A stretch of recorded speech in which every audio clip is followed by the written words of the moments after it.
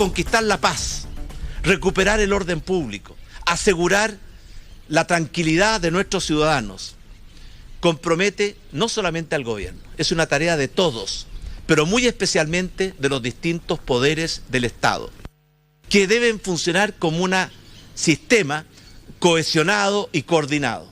Ustedes saben, en el control del orden público, en la protección de la seguridad ciudadana, en la persecución del delito, participan carabineros, la policía de investigaciones, los fiscales, los jueces, y todos ellos constituyen un sistema que es una verdadera cadena. Basta con que un eslabón falle para que falle toda la cadena. Por eso es tan importante el compromiso de todas las instituciones del Estado en el combate a la violencia y en el combate a la delincuencia. Igual como el gobierno, Chile Vamos y los partidos de oposición, hemos logrado importantes acuerdos en materia de la agenda social, en materia de la hoja de ruta para una nueva constitución. Hoy día necesitamos un nuevo acuerdo que nos permita hacer lo que todos los chilenos nos están pidiendo, un acuerdo por la paz y contra la democracia, y contra la violencia, un acuerdo por la paz, por la democracia y contra la violencia. Pero yo sé que ya no basta con buenas intenciones, se requieren también una acción renovada y urgente. Por esa razón, si queremos tener mejores resultados, tenemos que actuar con mayor voluntad y con mayor urgencia. Quiero en consecuencia pedir respetuosamente, pero también encarecidamente, al Congreso que nos permita enriquecer y apurar la aprobación de leyes fundamentales para poder garantizar la paz y el orden público, como la ley que moderniza a nuestros carabineros, como la ley que fortalece nuestro sistema de inteligencia nacional, como la ley que crea un estatuto de protección para nuestras policías, como la ley que nos permite perseguir con mayor eficacia a los encapuchados, los saqueadores y a los que construyen barricadas.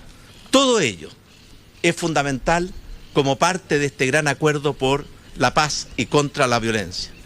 Adicionalmente, quiero informar que medidas que hemos tomado, como el reintegro de miembros de carabineros y la policía de investigaciones que habían tenido un retiro reciente y con buenas calificaciones, más el anticipo en el egreso de las nuevas generaciones de las escuelas de suboficiales y oficiales, nos van a permitir, dentro de los próximos 60 días, incrementar en 4.354 personas, carabineros y policía de investigaciones, que van a estar en las calles, en las plazas, en los lugares públicos, protegiendo la paz, protegiendo la seguridad de todos nuestros compatriotas.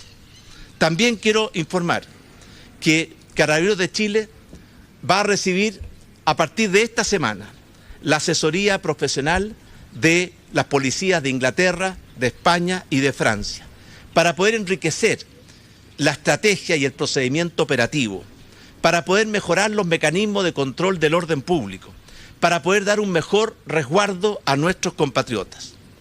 Por otra parte, y confiando que en momentos tan difíciles como los que hemos vivido, vamos a tener el aporte y el apoyo de las distintas fuerzas políticas, quiero informar que la próxima semana vamos a enviar al Congreso Nacional un proyecto de ley que va a permitir a nuestras Fuerzas Armadas, sin necesidad de establecer estado de excepción constitucional, sin necesidad de restringir las libertades y los derechos de los ciudadanos, poder colaborar en la protección de la infraestructura crítica de nuestro país.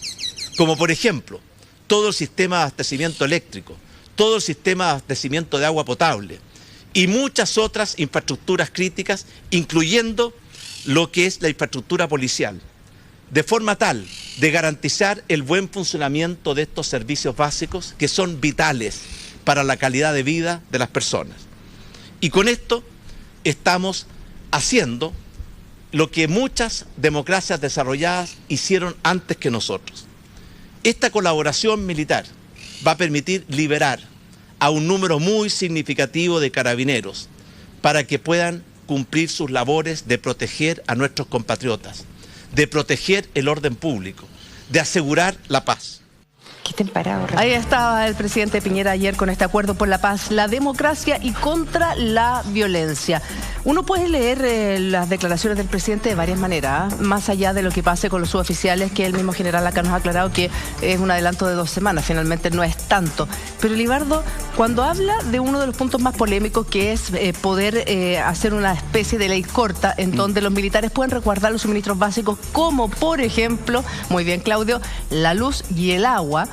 Pero ahí cabe también una serie de otras cosas que podemos entender como vitales para las personas o para la subsistencia, desde un supermercado hasta el aeropuerto o el metro, en fin, de sacar a los militares sin tener que declarar un estado de emergencia. Es como que la señal que está dando es, primero, que el conflicto va a continuar durante muchos meses más, y 2, que todavía esto no tiene por dónde terminar, o sea que el enemigo es demasiado poderoso para el gobierno y si quiere sacar esta ley corta es porque esto se va a reiterar una y otra vez y el nivel de violencia no va a bajar. Fíjense que esas conclusiones, Julia, están bien hechas porque cuando uno tiene en un conflicto, ¿cuáles son los 2 elementos que hay que tener en consideración? Primero, el resguardo de los servicios públicos. Ha de entenderse servicios públicos, luz, agua, alcantarillado, esas cosas, servicios públicos básicos. Transporte.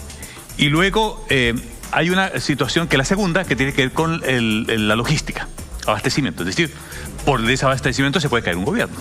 Sí, pues. Entonces uno tiene que asegurar 2 cosas.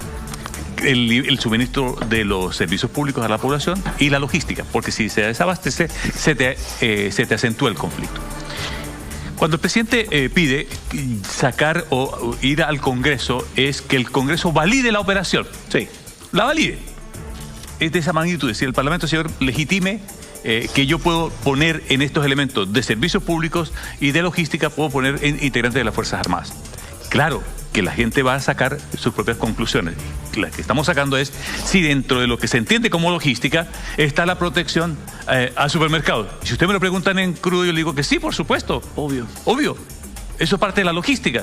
Entonces, tendrá entonces que en algún momento, si esto se acentúa, poner las Fuerzas Armadas para controlar supermercados. Yo te digo, desde la lógica del conflicto, sí.